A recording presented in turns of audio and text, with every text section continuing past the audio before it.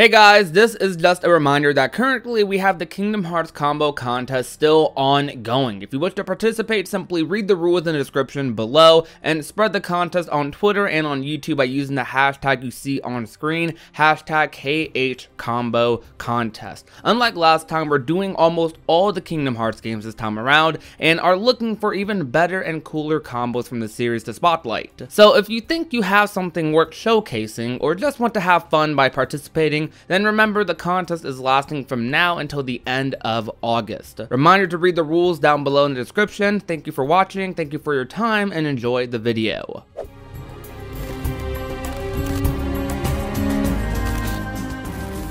How's it going, ladies and gentlemen of YouTube? My name is Prodigy and welcome to another Kingdom Hearts video on the channel. Today guys, we're going to be covering the finale of the Kingdom Hearts 358 over 2 days Nomura interviews. This will be the last video talking about the day's Ultimania, or at least for now. There is more stuff in these Ultimanias, as I've said in multiple videos, but I've mostly have prioritized this series around the Nomura interview section, the main Nomura interview, and then the scenario mysteries. So this will be the last part of the scenario mystery section. And I also recently last week just beat 358 over 2 days on a live stream, and it was such a blast, man. Like, I did not expect to have that much fun with the game because I didn't like it that much growing up. But I think that now that I'm older, and since I can understand Day's more mature style of storytelling, that I found value in this game that I never really had before, or that I only really got from the movie. I always loved Day's story, but now I think I love it even more, seeing all the little dialogue interactions that were cut out of the movie and actually paying attention to them and how they like build towards the ending. This game is really magnificent, and even from a gameplay perspective, there's a lot of heart put into it. It's absolutely amazing that they got some of these things to work and function on a DS at the time,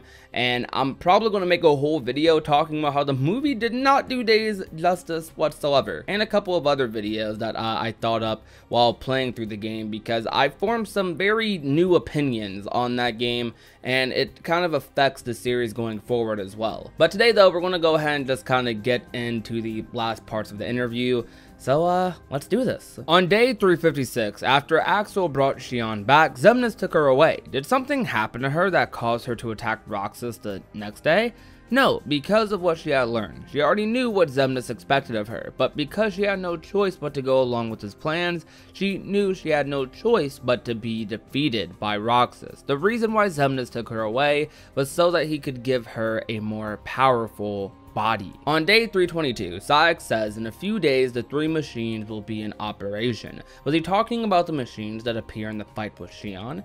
Yes, they used them to absorb the memories from the places Sora had visited. These memories were sent to the body that Xemnas gave Xion and amplified her power. The last thing that Xion asked Roxas was to set free Kingdom Hearts. Was this due to Sora and Kairi's memories? Yes, at Xion's core are Sora's memories, and so what he felt, that the world's order should be maintained. She also felt, but Sora doesn't know anything about the organization's plans yet, so strictly speaking, this is not exactly Sora's feelings. The hearts freed from Heartless must return to where they came from, but if they are captured by the organization, they will not return to the body they are supposed to. So it is the same as if the Heartless took them, and that is what we saw in Kingdom Hearts 2. Xion knew this, but she didn't have time to explain it to Roxas. When Roxas tries to do what Xion has asked of him, Riku hears Xion's voice asking him to stop. Roxas, why?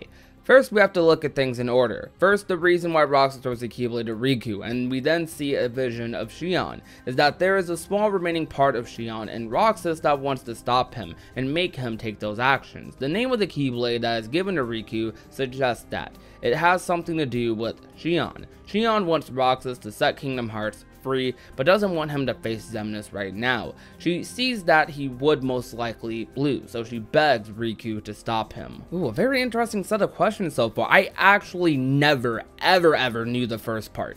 Those little 3 machines, I don't even think they show in the movie at all, because they don't show her transitioning to different Disney worlds. For those of you that did only watch the movie, what I'm talking about, as you can see on screen, there's these little machines that the organization has set up throughout Disney worlds that they start doing towards the ending of the game. game, and these machines are used in the Xion fight as places Xion teleports to, and she's kind of gathering memories from Sora, according to Nomura, to amplify her power in the armored Xion form, which is really cool, and I never knew that.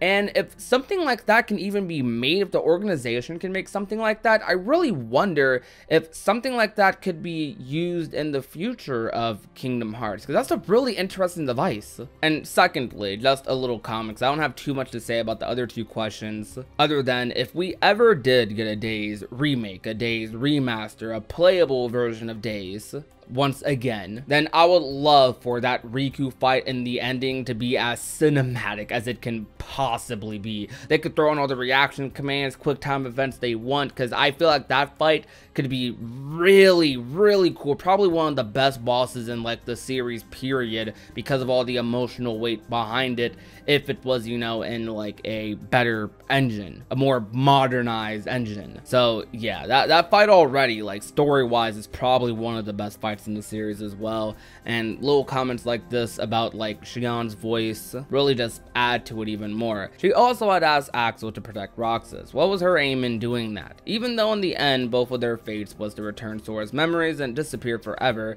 on day 356 he said to Naminé, "I think things will soon be difficult for Roxas. Until that time came, she wanted Axel to protect him from Xemnas." Naminé tells Riku that in order for Sora's memories to be restored, both Sora's nobody and Xion must no longer exist, so he takes it on himself to defeat them. But when he and Roxas fought, was that the first time he had realized that Roxas was that nobody? Riku only realizes it when Roxas takes off his hood and he can see his face, and he responds to his call. Until then, he only half believed. When he first met Xion, he didn't think that she was Sora or Kairi's nobody, and it was the same with Roxas. When he first saw Roxas, he had no proof of who he was, so that's why he lost to Roxas. He was surprised at him using a real Keyblade rather than an imitation like Xion's, and he called out to him. Part of Riku didn't really want to believe that his best friend really had a nobody. So at the start of the replica project, they didn't have plans to get rid of Roxas. That's right, originally the plan was to keep their power in balance. If it had been maintained, there would have been no need to get rid of one of them, but in the end, Xion began absorbing too much power, and so they no longer needed Roxas. Xemnas had nothing to do with the plan, however, and only the people below him were concerned with it. Xemnas only cared that Kingdom Hearts be completed. Originally, the Castle Oblivion plan was to use both Roxas and Sora, but since that changed, it would be equally convenient to wait until Sora woke up in Kingdom Hearts 2 and use him then. I think it's crazy how Xion has never beat Axel like once throughout Days, because Axel had to go fetch her like twice actually, and both times it seems like Axel kind of just bodied her. Well, maybe not the second time, because he did collapse while like carrying her back, but you know, you could make an argument that was more so due to emotional weight rather than him overexerting himself actually in the battle. It's very interesting Riku's reaction towards Roxas and Xion. You could tell that he kind of feels for them a little bit and feels bad somewhat, but he has a crazy amount of resolve in that he wants to save Sora. He wants his best friend to wake up. He wants to return the favor, or he feels like he owes it to Sora after everything he put him through to rescue him. And if he had to tear apart a friendship to do that, then yeah, but really it wasn't Riku who tore apart their friendship. Realistically, it was the organization. They did things like ordering Xion and Roxas to fight each other, manipulating missions so that they could fight each other, so that they could be left with the more powerful, more quote useful one. And things like that made Roxas grow a huge disdain towards the organization, which he didn't really have much of before, because beforehand he didn't really give a second thought to the organization or their plans. All he cared about was hanging out with Xion and Axel. But over time he started getting asked to do more things, and the organization started involving themselves in their friendship a lot more than they probably should have. And things like that is what led to Xion finding out the truth, led to Roxas finding out a half-truth, and them all kind of just leaving the organization and betraying the organization in general, but it all worked out for him in the end, and that makes me super happy. But this was such a story of tragedy, dude. Like, this game is so sad. Days is definitely the saddest Kingdom Hearts game, easily. And I actually didn't realize there was only one more question, because I would have just read that part. But one more question. In the end, Roxas is able to use 2 Keyblades. Is this because he now has Xion's? Well, it isn't that Roxas has physically inherited Xion's Keyblade, but more that Xion has awakened it within Roxas. In the Kingdom Hearts series, there are a lot of complex reasons why someone can use a Keyblade, but basically you need a heart to be able to wield one. So strictly speaking, they are being influenced by Sora. At the present, I can't say more than that, since it would go into whether or not Roxas has a heart, and there's also a part that has to do with Xehanort's memories. This time, there were connections to the Kingdom Hearts 1 secret movie, and the time will come when this will have a clear connection as well. You'll just have to ask me then. And that's the last question of the day's Ultimania. It's kind of cool looking back at this, because it's a little weird that like a lot of people go under the assumption that nobodies literally aren't supposed to have hearts, when realistically the answer is yes, they are beings born without hearts, but they can form one over time, as been proven throughout the Kingdom Hearts series, as been proven by Roxas and Xion. And I will admit, it's something that's not explained super well,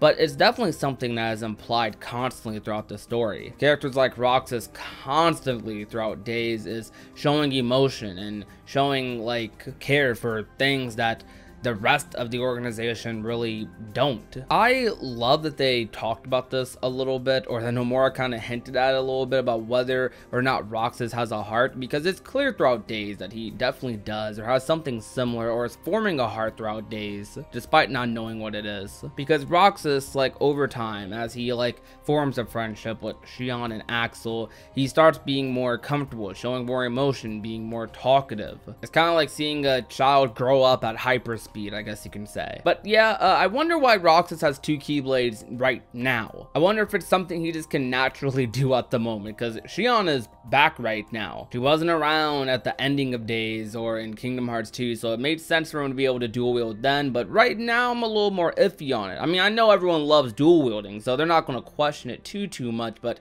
I am. I mean, like, why is he able to dual wield now? I mean, Xion has her own Keyblade, so is Roxas just having 2 Keyblades like a thing? Does he have the same amount of power as he did like beforehand when he had 2 Keyblades? Or is his power lessened now because Xion's around? It's a very curious question that I'll let you guys speculate about in the comment section down below. But you guys know the deal. If you enjoyed this video, leave a like, share the video with a friend or a family member, and last but not least, if you have not already and want to become a part of the Union, all you have to do is hit that red little subscribe button down below. My name is Prodigy, and I will talk to you guys soon. Peace out, guys.